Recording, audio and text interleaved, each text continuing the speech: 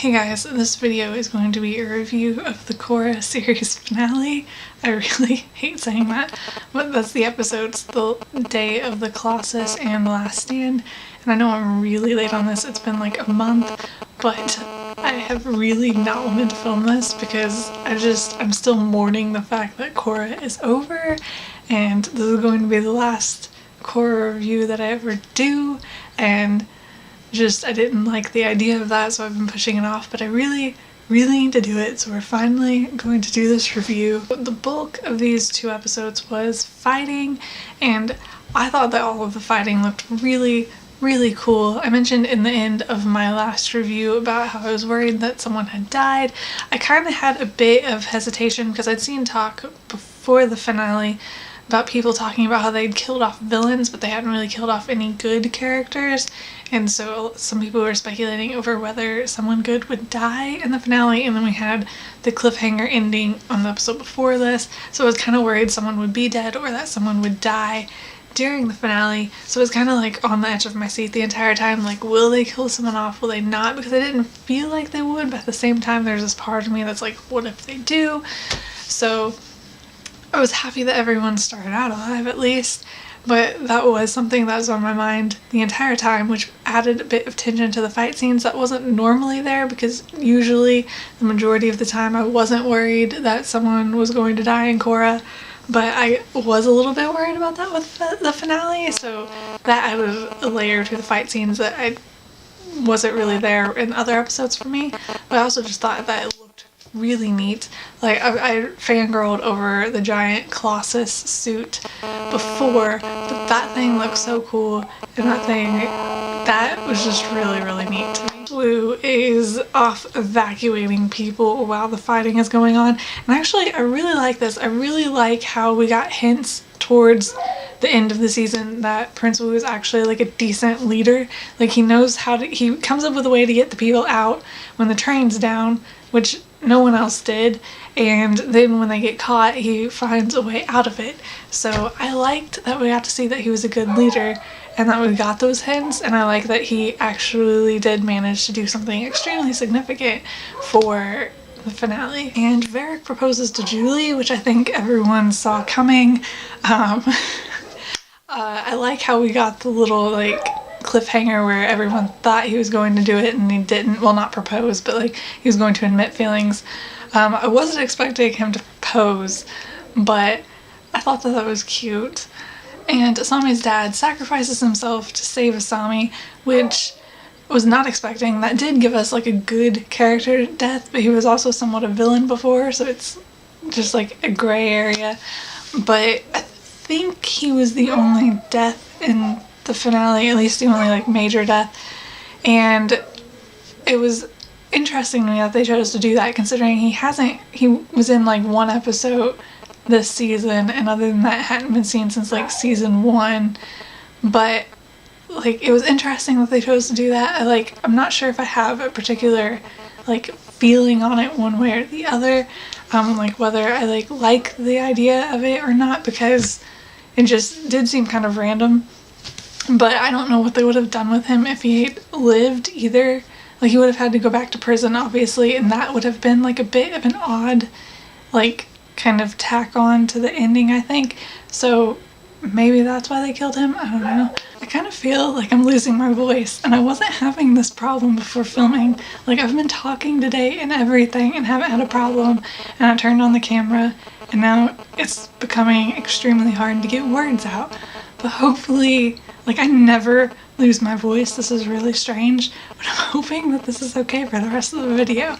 But anyway, when they go into the suit, they separate into groups, and I really love how the siblings were together. My voice is getting better now. This is really strange. I really like how we got Lin and Suyeon together and Bolin and Mako together, just because I thought that was really nice that they got to fight together in the finale. I think there were 3 points where I was like legitimately worried that characters were going to die, and one of those was when Asami like almost died, but her dad sacrificed himself. I was worried that Asami was going to die there. And one thing I remember thinking was like how everyone else is like down watching this happen, but like no one seemed worried about Asami. I remember thinking that a bit, like they have to see that they're still there, like why aren't they more worried? But also like they were probably in like battle mode, which I don't have like experience with that, so that was probably why. But anyway, like the second scene where I was like legitimately worried about a character was Mako, when he decided to destroy the machine, the spirit vine thing by himself. I was really worried that he was going to die right there. Like for a little bit I legitimately thought that was what was going to happen. I was so happy when Bolin saved him, but it was also really awesome at the same time. Like that was a really awesome scene in my opinion. But like that and the like towards the end with Kuvira and Korra were like the two like big scenes where I was freaking out. And then once they have the machine down and Kuvira is out of the machine, she doesn't even give up and stumbles off into the spirit vines, which was interesting to me from a character standpoint, because like a lot of villains I think are really big on self-preservation, like they want to save themselves. So like I feel like a good deal of villains would have given themselves up then because they stood like little chance of surviving.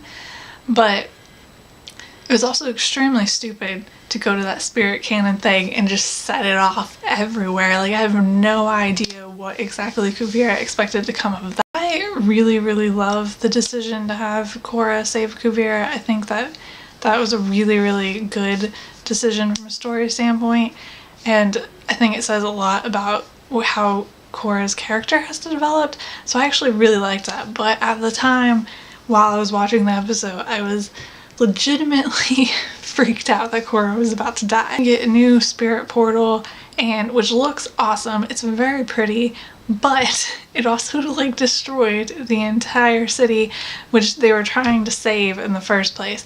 So their entire plan, like they saved the people, which is nice, but, and I guess in like ideology wise they won against Kuvira, but like the city is still completely gone and has to be rebuilt somewhere else. Like it can't even be rebuilt there because there's a giant spirit portal. So I think that's kind of funny in a way, but I thought that was like, I was not expecting that to happen at all. Like I wasn't expecting that conclusion, and it's just really strange to me that the city that they were trying to save has been destroyed. I also really like the fact that they talked about the similarities that Korra and Kuvira have. I think that was a really good way to kind of humanize the villain, which they've done a lot with Kuvira, and kind of even like Zahir and stuff. Like they've been really good at having villains who have ideologies and think that they're doing something for the good, but they just go a little too far.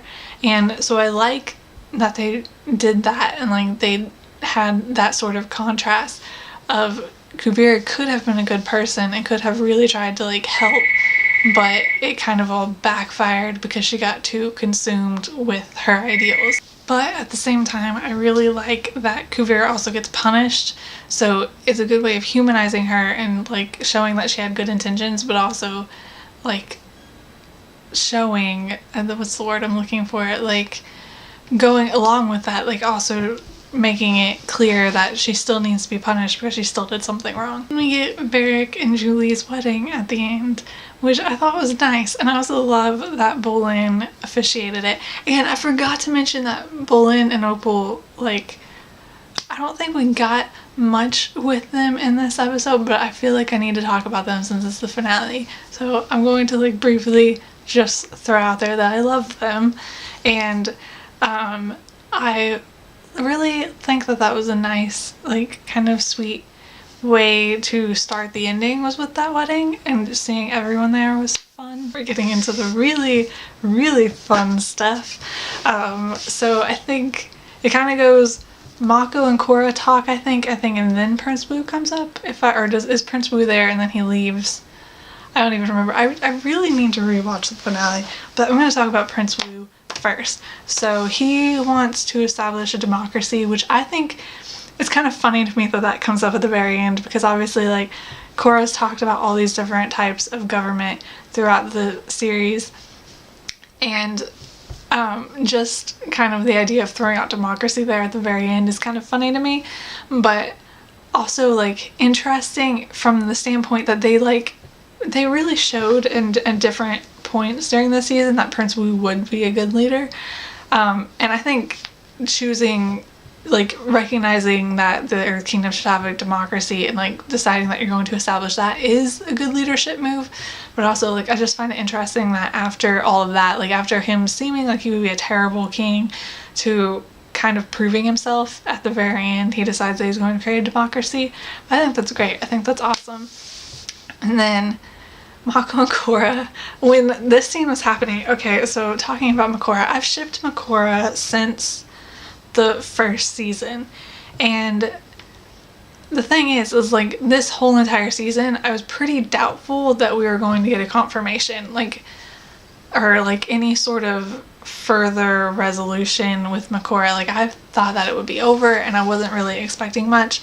I know a lot of people were, but just various things that happened, like story-wise, I didn't really see any hints towards having some huge Makora thing. I didn't think that they were going to suddenly throw it out in the last episode, because I know that they did that for Last Airbender, but it didn't seem like something that they would do for Korra.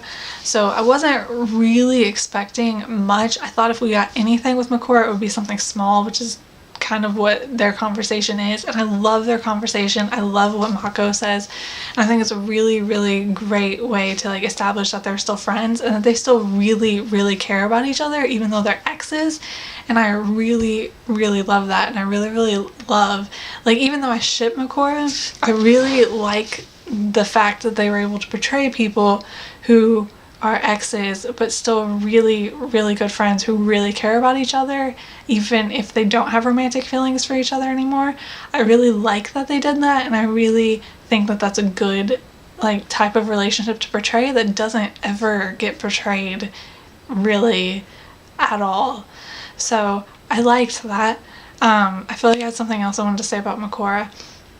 Yeah, I didn't expect to get anything else with that, and I think Mako's voice actor said something in a tweet that made me think that we wouldn't get any like confirmation with Makora or anything further with Makora or anything with that. So I wasn't really expecting much, and I wasn't bothered by that because I do like how they handled it even though I ship Makora.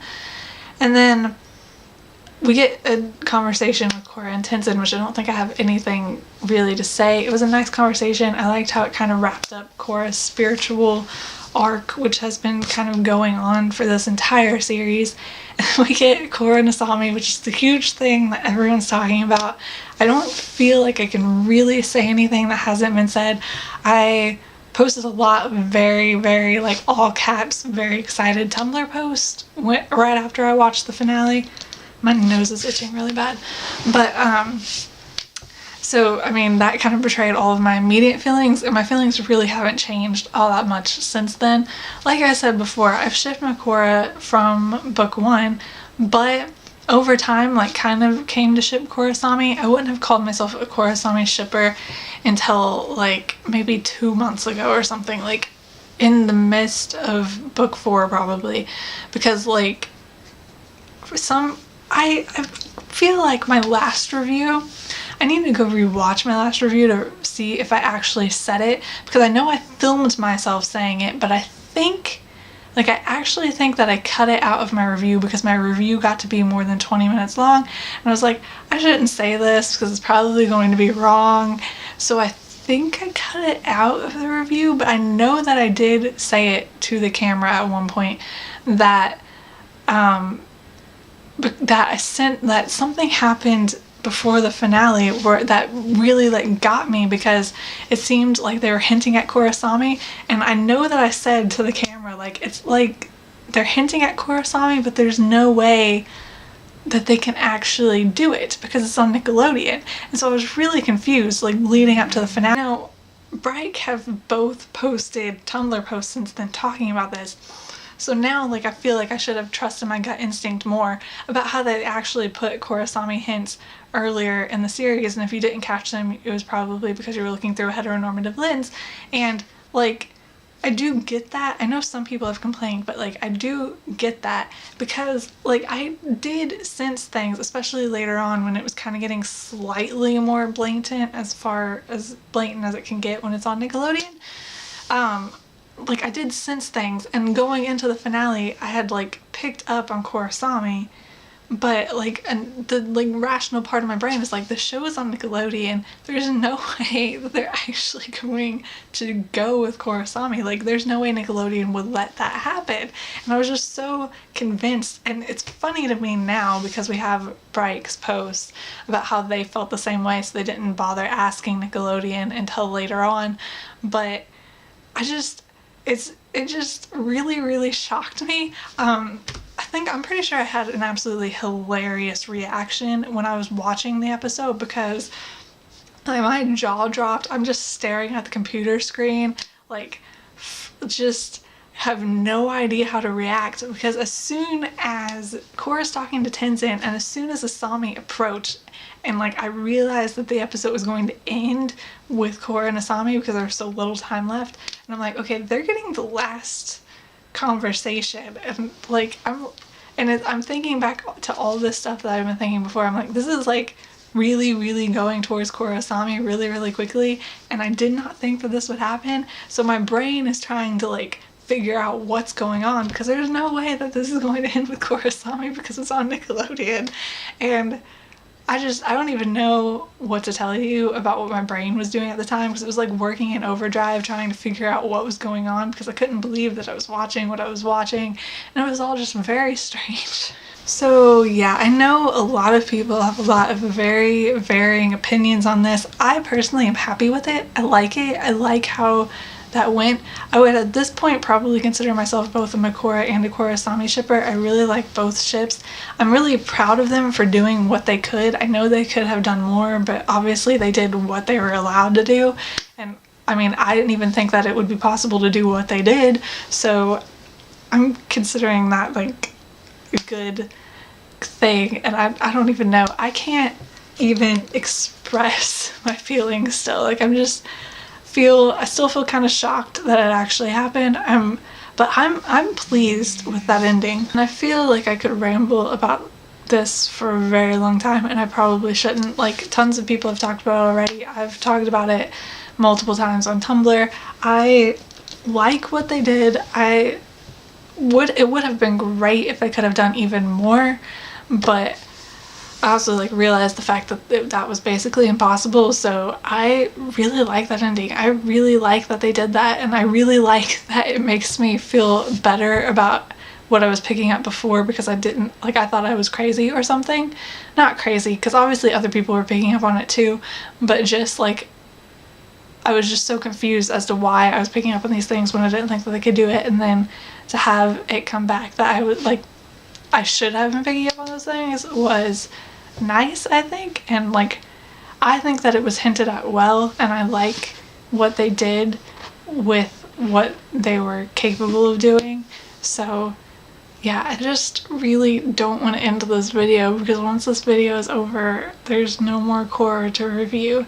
I feel like I should say something really sappy about Korra. I had a realization a couple days ago that in February, I believe it's February, is Last Airbender's 10-year anniversary, like the 10-year anniversary from when it aired.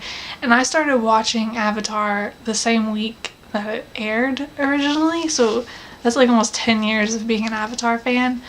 And just to have Korra end and then immediately realize that that anniversary is coming up has been a tad bit emotional recently. But I thought Korra was amazing. Last Airbender will always be special to me in a way that Korra can't really measure up to, just because it's been around longer and is what made me an Avatar fan.